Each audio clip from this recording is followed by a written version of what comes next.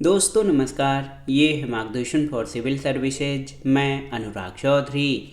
दोस्तों, नागरिक शास्त्र अथवा राजनीति विज्ञान के महत्वपूर्ण प्रश्नों के त्वरित रिवीजन के अंतर्गत इस वीडियो में प्रस्तुत है आगामी परीक्षाओं के लिए अति संभावित प्रश्नों का संकलन, जो विभिन्न प्रतियोगी परीक्षाओं जैसे TGT, PGT, LT grade, government inter college प्रवक्ता, गवर्नमेंट डिग्री कॉलेज, उच्चतर शिक्षा असिस्टेंट प्रोफेसर, केंद्रीय विद्यालय संगठन और नेट जेआरएफ राजनीति विज्ञान के लिए बहुत ही उपयोगी है।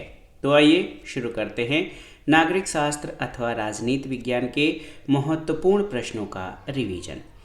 पहला प्रश्न है कि सभी शासन शिक्षा की एक पद्धति है, परंतु श्रेष्ठ शिक्षा स्वशिक्षा है, इसलिए श्रेष्ठतम शासन स्वशासन है, जो कि लोकतंत्र है। और ये परिभाषा किसकी है? तो सही उत्तर है ये C.D. बर्न्स की परिभाषा है कि सभी शासन शिक्षा की एक पद्धति है, परंतु श्रेष्ठ शिक्षा स्वशिक्षा है, इसलिए श्रेष्ठतम शासन स्वशासन है, जो कि लोकतंत्र है। ये C.D. बर्न्स का कथन है।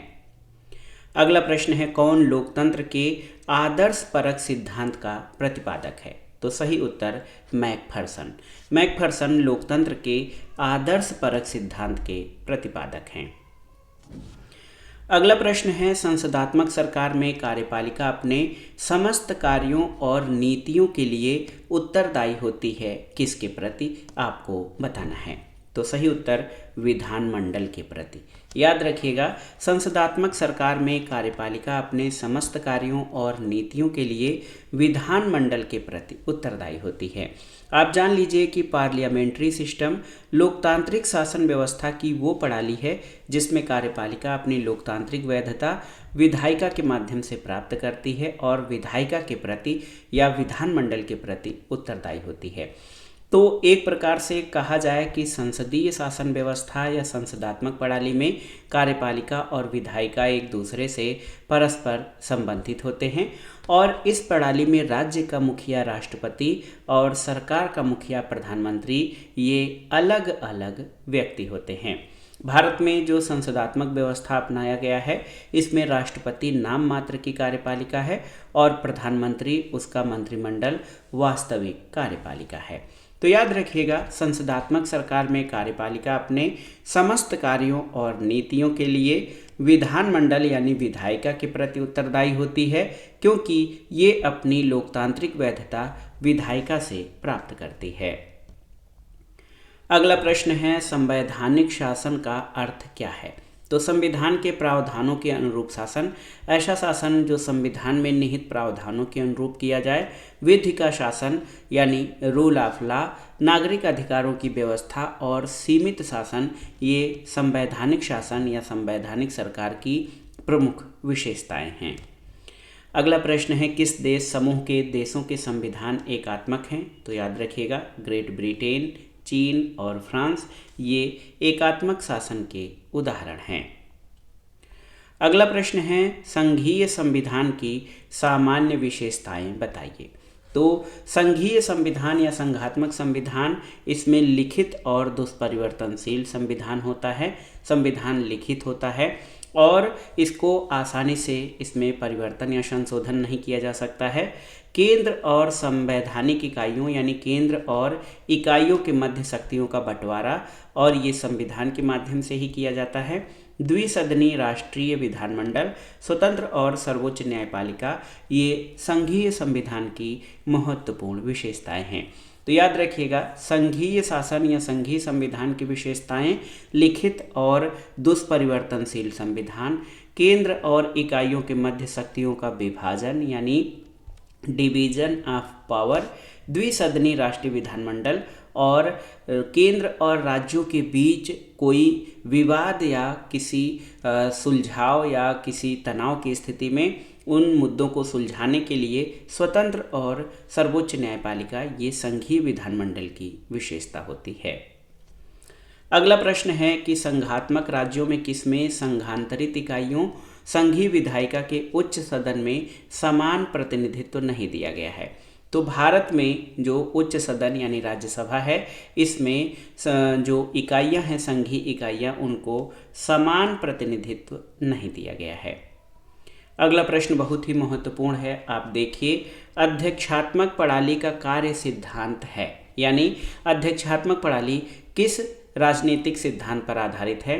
तो उत्तर है शक्तियों का पृथक्करण, यानी सेपरेशन ऑफ पावर। जैसे आप जानते हैं कि संसदात्मक शासन प्रणाली जो है ये उत्तरदायित्व के सिद्धांत पर आधारित है, उसी तरह अध्यक्षात्मक प्रणाली शक्तियों के पृथक्करण पर आधारित है। अध्यक्षात्मक शासन प्रणाली में शक्तियों का पृथक्करण होता है, इसका कार्यकाल निश्चित होता है, एकल कार्यपालिका की व्यवस्था होती है और इसमें राष्ट्रपति का चुनाव एक निर्वाचक मंडल के द्वारा किया जाता है। इसमें एक आप जान लीजिए कि राष्ट्रपति जो होता है वो विधायिका का अंग नहीं होता है। राष्ट्रपति विधानमंडल को समय से पहले भंग नहीं कर सकता है और अध्यक्षात्मक शासन प्रणाली में राष्ट्रपति ही वास्तविक कार्यपालिका प्रमुख होता है। कार्यपालिका और विधायिका यहाँ पर एक दूसरे से संबंधित नहीं होते हैं। राज्य का मुखिया और सरकार का मुखिया एक ही व्यक्ति होते हैं और राष्ट्रपति व्यवस्थापिका पर निर्भर नहीं करता है। तो ये अध्यक्षात्मक शासन प्रणाली की विशेषताएं हैं और ये शक्ति पृथक्करण सिद्धांत पर आधारित है। संसदात्मक शासन प्रणाली जो है ये आप जान लीजिए उत्तरदायी शासन व्यवस्था कहलाता है। अध्यक्षात्मक शासन प्रणाली शक्ति पृथक्करण के सिद्धांत पर आधारित है। अगला प्रश्न, अध्यक्षात्मक शासन प्रणाली की विशेषता आपसे पूछा गया है कि क्या है, आपको बताना है। तो अध्यक्षात्मक शासन प्रणाली का सबसे प्रमुख गुण क्या है, ये आप जान लीजिए कि कार्यकारिणी की स्थिरता को सुनिश्चित करती है। अध्यक्षात्मक शासन प्रणाली में कार्यकारिणी की स्थिरता होती है, जबकि संसदीय शासन प्रणाली में ऐसा नहीं होता है। अगला प्रश्न है, संसदात्मक और अध्यक्षात्मक शासन प्रणालियों में भेद यानी अंतर करने का मूल आधार क्या है, आपको बताना है। यानी कौन सा ऐसा सिद्धांत है या कौन सा ऐसा आधार है जिस पर संसदात्मक और अध्यक्षात्मक शासन प्रणालियों में अंतर किया जा सकता है। तो याद रखिएगा, संसदात्मक और अध्यक्षात्मक शासन प्रणालियों में अंतर करने का मुख्य आधार विधायिका और कार्यपालिका के पारस्परिक संबंध हैं। संसदीय शासन प्रणाली में आप जानते हैं कि कार्यपालिका विधायिका के प्रति उत्तरदायी होती है, जबकि अध्यक्षात्मक शासन प्रणाली में कार्यपालिका जो है विधायिका से स्वतंत्र होती है।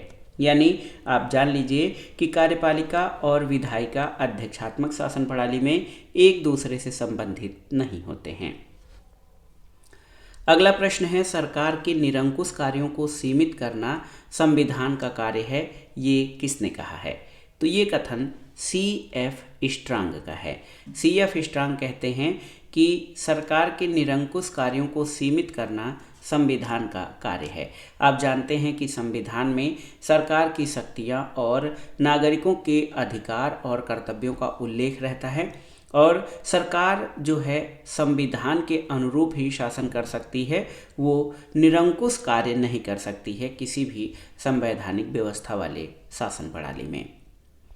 अगला प्रश्न बार बार परीक्षाओं में पूछा जाता है कि संविधान के बिना राज्य न होकर अराजकता का शासन होगा, ये कथन किसका है? तो ये कथन महत्वपूर्ण विचारक जैलिनेक का है, जो कहते हैं कि संविधान के बिना राज्य न होकर अराजकता का शासन होगा। अगले प्रश्न पर आते हैं। महत्वपूर्ण प्रश्न है, एकात्मक राज्य वह है जिसमें समस्त सत्ता और शक्ति एक केंद्र में निहित रहती है, जिसकी इच्छा और जिसके अभिकर्ता संपूर्ण क्षेत्र पर वैधानिक रूप से सर्वशक्तिमान होते हैं, ये कथन किसका है? तो ये एकात्मक राज्य की परिभाषा हरमन फाइनर के द्वारा दी गई है। फाइनर का कहना है कि एकात्मक राज्य वह है जिसमें समस्त सत्ता और शक्ति एक केंद्र में निहित रहती है, जिसकी इच्छा और जिसके अभिकर्ता संपूर्ण क्षेत्र पर वैधानिक रूप से सर्वशक्तिमान होते हैं। अगला प्रश्न है, किसने संघात्मक सरकार की परिभाषा इस प्रकार दी है कि एक संघात्मक राज्य एक ऐसे राजनीतिक उपाय के अतिरिक्त कुछ नहीं है जिसका उद्देश्य राष्ट्रीय एकता और राज्य के अधिकारों में मेल रखना है। अभी हमने फाइनर की एकात्मक राज्य की परिभाषा पढ़ी है। संघात्मक राज्य के बारे में ये परिभाषा किसने दिया है कि एक संघात्मक राज्य एक ऐसे राजनीतिक उपाय के अतिरिक्त कुछ नहीं है जिसका उद्देश्य राष्ट्रीय एकता और राज्य के अधिकारों में मेल रखना है। तो ये A.V. डायसी के द्वारा दी गई परिभाषा है संघात्मक सरकार की, याद रखिएगा। अगला प्रश्न है, संसदीय व्यवस्था दल की भावना को सघन बनाती है और हमेशा इसे जीवंत रखती है, ये कथन किसका है? तो ये लॉर्ड ब्राइस का कथन है, याद रखिएगा। संसदीय व्यवस्था दल की भावना यानी पार्टी सिस्टम को सघन बनाती है और हमेशा इसे जीवंत रखती है, ये लॉर्ड ब्राइस का कथन है। अगला प्रश्न है, कौन सा संसदीय शासन प्रणाली का अविच्छिन्न तत्व है यानी अलग न होने वाला तत्व है या मुख्य विशेषता है? तो आप जानते हैं संसदीय शासन प्रणाली का मुख्य विशेषता या अविच्छिन्न तत्व कार्यपालिका और विधायिका का पारस्परिक संबंध है, क्योंकि संसदीय शासन व्यवस्था में कार्यपालिका अपनी लोकतांत्रिक वैधता और शक्तियां विधायिका के माध्यम से प्राप्त करती है और ये विधायिका के प्रति उत्तरदायी भी होती है। तो याद रखिएगा, संसदीय शासन प्रणाली की मुख्य विशेषता कार्यपालिका और विधायिका का पारस्परिक संबंध है। अगला प्रश्न है कि किसने कहा है कि बहुमत की राजनीतिक प्रगति पर अल्पमत को वीटो यानी निषेधाधिकार करने का अधिकार दिया जा सकता है, ये कथन किसका है? तो ये ब्रिटेन के पूर्व प्रधानमंत्री एटली का कथन है कि बहुमत की राजनीतिक प्रगति पर अल्पमत को निषेधाधिकार करने का अधिकार दिया जा सकता है। एक और महत्वपूर्ण प्रश्न है, आप देख सकते हैं यहाँ पर कि पूछा गया है संवैधानिक शासन का अर्थ क्या है? तो संवैधानिक शासन या कॉन्स्टिट्यूशनल गवर्नमेंट का अर्थ होता है कि जो शासन है वो संविधान की व्यवस्था के अनुरूप हो, विधि के शासन पर आधारित व्यवस्था हो और सरकार लोकतांत्रिक हो। ये सभी विशेषताएं संवैधानिक शासन या कॉन्स्टिट्यूशनल गवर्नमेंट की हैं और यही विशेषताएं कुछ विशेष तौर पर संविधानवाद की भी होती हैं। अगला प्रश्न है, ये किसका विचार था कि सरकार के निरंकुश कार्यों को सीमित करना संविधान का कार्य है? तो ये C.F. स्ट्रांग का कथन है कि सरकार के निरंकुश कार्यों को सीमित करना संविधान का कार्य है। अगला प्रश्न है, लिखित और अलिखित संविधानों के बीच केवल मात्रा का भेद है, प्रकार का नहीं, ये कथन किसका है? तो ये गार्नर का कथन है, जो संविधानों के बीच अंतर के बारे में बात करते हुए कहते हैं कि लिखित और अलिखित संविधानों के बीच केवल मात्रा का भेद है, प्रकार का नहीं, क्योंकि जो पूरी तरह से लिखित संविधान होता है उसमें बहुत सारी चीज़ें लिखी होती हैं, कुछ चीज़ें नहीं लिखी होती हैं। अलिखित संविधान में कुछ चीज़ें लिखी होती हैं, बहुत सारी चीज़ें नहीं लिखी होती हैं।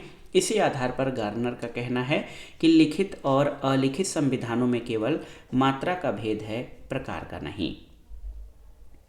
अगला प्रश्न है कि एकात्मक राज्य वह है जिसमें समस्त सत्ता और शक्ति एक केंद्र में निहित रहती है, जिसकी इच्छा और जिसके अभिकर्ता संपूर्ण क्षेत्र पर वैधानिक रूप से सर्वशक्तिमान होते हैं। ये कथन या एकात्मक सरकार की ये परिभाषा किसने दी है? तो सही उत्तर हरमन फाइनर। अगला प्रश्न है भारतीय संविधान के बारे में कि किस राज्य को पूर्ण राज्य बनाने से पूर्व सहचारी या सहगामी राज्य का दर्जा दिया गया था? तो ये है सिक्किम। सिक्किम जो है पूर्ण राज्य बनने से पहले इसको सहचारी राज्य का दर्जा दिया गया था। अगला प्रश्न है अध्यक्षात्मक शासन प्रणाली का प्रमुख गुण कौन सा है? तो याद रखिएगा, अध्यक्षात्मक शासन प्रणाली कार्यपालिका की स्थिरता को सुनिश्चित करती है। यहाँ पर अध्यक्षात्मक शासन प्रणाली में सरकार का कार्यकाल निश्चित होता है और राष्ट्रपति विधानमंडल को समय से पहले भंग नहीं कर सकता है। राष्ट्रपति ही सरकार और राज्य का मुखिया होता है और इसकी मुख्य विशेषता है कि ये कार्यपालिका की स्थिरता को सुनिश्चित करता है। अगला प्रश्न देखिए, महत्वपूर्ण है, संसदात्मक और अध्यक्षात्मक सरकार के रूप में सरकारों के वर्गीकरण का आधार क्या है? तो संसदात्मक और अध्यक्षात्मक यानी पार्लियामेंट्री और प्रेसिडेंशियल फॉर्म्स ऑफ गवर्नमेंट में विधायिका और कार्यपालिका के संबंध जो हैं इनका विभाजन करने के मुख्य आधार हैं, क्योंकि आप जानते हैं कि संसदीय शासन प्रणाली में विधायिका और कार्यपालिका एक दूसरे से संबंधित होती है, जबकि अध्यक्षात्मक शासन प्रणाली में ये एक दूसरे से संबंधित नहीं होते हैं। अगला प्रश्न है कि कौन सा विचारक संपूर्ण वयस्क मताधिकार का विरोधी था? तो सही उत्तर John Stuart Mill. John Stuart Mill ने संपूर्ण वयस्क मताधिकार का विरोध किया है क्योंकि उन्होंने भारित मतदान और बहुल मतदान का समर्थन किया है। वो कुछ विशिष्ट लोगों, जिनके पास शैक्षिक योग्यता हो, जिनके पास धन हो या कुछ विशेष प्रतिभा वाले लोग हों, उनको एक से अधिक मत देने के अधिकार के पक्षधर हैं, संपूर्ण वयस्क मताधिकार के नहीं। अगला प्रश्न है, एक कथन है कि संसदीय सरकार में मंत्रिमंडलीय उत्तरदायित्व की ओट में नौकरशाही पनपती है। ये कथन किसका है? तो ये आप जान लीजिए, रैमजे मेयोर का कथन है, जो कहते हैं कि संसदीय सरकार में मंत्रिमंडलीय उत्तरदायित्व की आड़ में नौकरशाही फलती फूलती है। अगला प्रश्न है, एकात्मक शासन व्यवस्था की मुख्य विशेषता क्या है? तो आप जानते हैं कि एकात्मक शासन व्यवस्था में संपूर्ण शक्तियां केंद्र में निहित होती हैं और केंद्र सर्वशक्तिशाली होता है। अगला प्रश्न है, अध्यक्षात्मक शासन प्रणाली में क्या सही है? तो अध्यक्षात्मक शासन प्रणाली में मंत्री राष्ट्रपति के प्रसाद पर्यंत अपने पद पर बने रहते हैं और मंत्रियों की नियुक्ति राष्ट्रपति के द्वारा की जाती है। इसलिए जब तक राष्ट्रपति चाहता है तब तक मंत्री अपने पद पर बने रहते हैं अध्यक्षात्मक शासन व्यवस्था में। अगला प्रश्न है, संघ की सफलता के लिए कौन सा तत्व या कौन से तत्व आवश्यक हैं? तो संघ की सफलता के लिए भौगोलिक संलग्नता, समुचित संसाधन और हितों की समानता ये महत्वपूर्ण आवश्यक तत्व हैं, याद रखिएगा। अगला प्रश्न है कि कौन सा अध्यक्षात्मक शासन प्रणाली की विशेषता नहीं है? तो आप जानते हैं कि सामूहिक उत्तरदायित्व ये संसदीय शासन प्रणाली की विशेषता है, न कि अध्यक्षात्मक शासन प्रणाली की। तो याद रखिएगा, सामूहिक उत्तरदायित्व अध्यक्षात्मक शासन प्रणाली की विशिष्टता नहीं है। अगला प्रश्न है, सत्ता के ऊपर सत्ता की मर्यादा होनी चाहिए, ये सिद्धांत किसका है या इस सिद्धांत पर किसका विश्वास था? तो सही उत्तर है मॉन्टेस्क्यू। मॉन्टेस्क्यू ने शक्ति पृथक्करण का सिद्धांत दिया है और वो चाहते थे कि विधायिका, कार्यपालिका और न्यायपालिका जो हैं अलग अलग रहें ताकि कोई किसी पर दबाव न डाल सके। इसी आधार पर उनका कहना है कि सत्ता के ऊपर सत्ता की मर्यादा होनी चाहिए। अगला प्रश्न और इस वीडियो का आखिरी प्रश्न है कि संसदीय शासन का मूल सिद्धांत क्या है? तो सही उत्तर, संसदीय शासन व्यवस्था का मूल सिद्धांत व्यवस्थापिका और कार्यपालिका के मध्य एकीकरण या समन्वय है। तो संसदीय शासन प्रणाली में कार्यपालिका और विधायिका एक दूसरे से परस्पर संबंधित होते हैं और इसमें राज्य का मुखिया जो राष्ट्रपति होता है और सरकार का मुखिया यानी प्रधानमंत्री अलग अलग होते हैं। संसदीय शासन प्रणाली में प्रधानमंत्री देश की शासन व्यवस्था का सर्वोच्च प्रधान होता है, जबकि संविधान के अनुसार राष्ट्र का सर्वोच्च प्रधान राष्ट्रपति होता है। लेकिन वास्तविक रूप से देश की शासन व्यवस्था की बागडोर प्रधानमंत्री के हाथों में होती है। फिर भी यहाँ पर संसदीय शासन प्रणाली का मूल सिद्धांत ये व्यवस्थापिका और कार्यपालिका के मध्य संबंध और एकीकरण पर आधारित है। तो दोस्तों, ये था आज का वीडियो। राजनीति विज्ञान अथवा नागरिक शास्त्र से आयोजित की जाने वाली विभिन्न परीक्षाओं के लिए अति महत्वपूर्ण प्रश्नों का संकलन, जो आपके आगामी परीक्षाओं विशेषकर असिस्टेंट प्रोफेसर और टीजीटी पीजीटी के लिए अति उपयोगी और महत्वपूर्ण है। आप इन प्रश्नों को अच्छे से तैयार कर लीजिए। वीडियो आपको कैसा लगा हमें कमेंट बॉक्स में ज़रूर बताइएगा। वीडियो को लाइक करें, शेयर करें और इस चैनल मार्गदर्शन फॉर सिविल सर्विसेज को सब्सक्राइब करें। वीडियो देखने के लिए धन्यवाद दोस्तों, नमस्कार।